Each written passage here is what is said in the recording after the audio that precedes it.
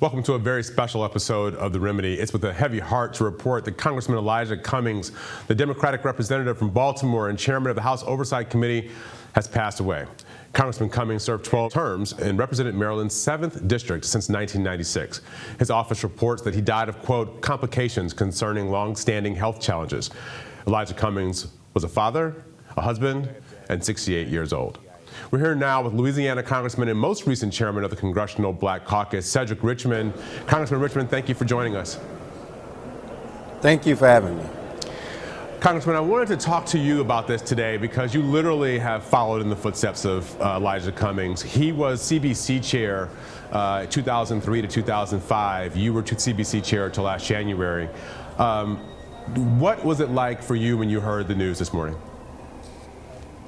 It was devastating, and last night at dinner we were talking about him for a long time, talking about we couldn't wait till he came back and his leadership on this impeachment inquiry. And overall, if you talk about it, and we're respected as the Black Caucus of being the conscience of the Congress, and when you think about Elijah Cummings, you think about the conscience of the Black Caucus, how strong he is, how passionate he is, and what an honorable man he is. So he's going to be missed. Now, I think what a lot of people don't know about him was that he really spent a lot of time bringing up the next generation, pushing young people to get into leadership and to achieve their wildest dreams. He was one of my first endorsements when I ran for Congress because he believed in me. And so when you think of him, you just think of somebody who always gave and never asked for anything in return and never wanted to receive anything. He just wanted to serve the people of Baltimore, make this country a better place, because he always said that we're better than this and that we could be doing more and we should be doing more. So he is an important voice, but more importantly, he's important. He's a big person to lose. I mean, he was just a big bundle of love and joy, and we're going to miss him tremendously. What's the mood like up there on Capitol Hill today before you guys take off this weekend?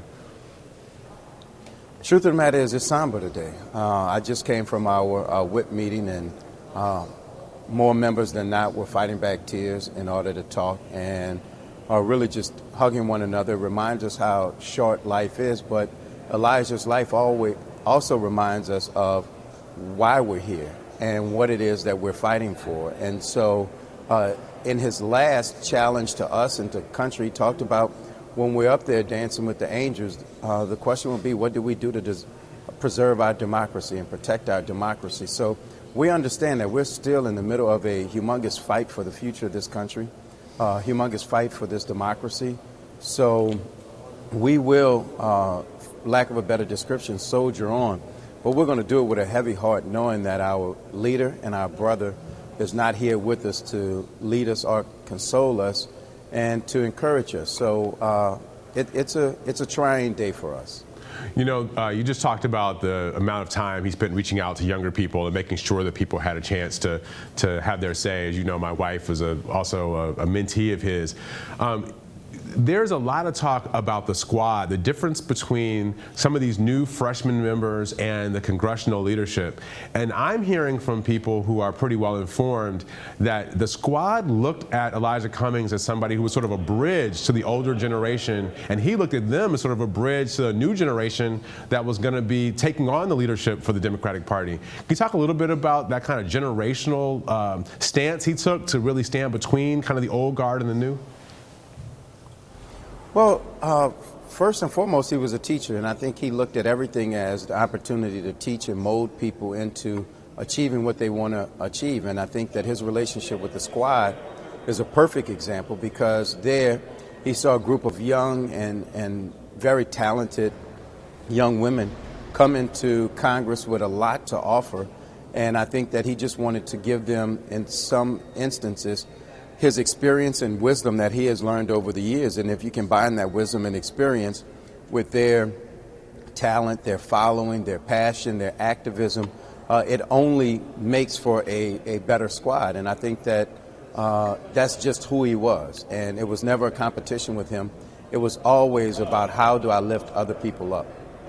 You know, we hear a lot sometimes about this building a new multiracial working class coalition that's going to take on the Democratic Party.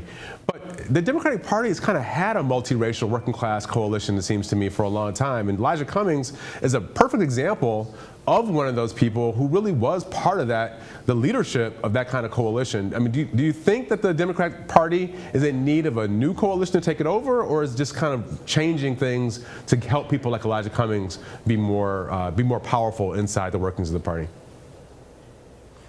Well, I think it's a combination of both. Look, we need a lot of young talent to come in and not just be players, but to be leaders. But at the same time, they have to understand that there is some benefit to wisdom and experience in that it's almost like that Farmers Insurance commercial. I know a thing or two because I've seen a thing or two, and that they don't know everything. But in terms of the diversity and a broad spectrum of people in the Democratic Party, it's important. But at the same time, by no means should we ever underestimate the importance of having strong African American voices fighting for those people who have been oppressed for so long, and where discrimination runs rapid, and where it's systematic racism that we fight every day. And to have strong voices that can stand on that very clearly, as well as argue and fight for other things like lower prescription drug costs and other things that Elijah did, we're still going to miss, and we still need those voices that are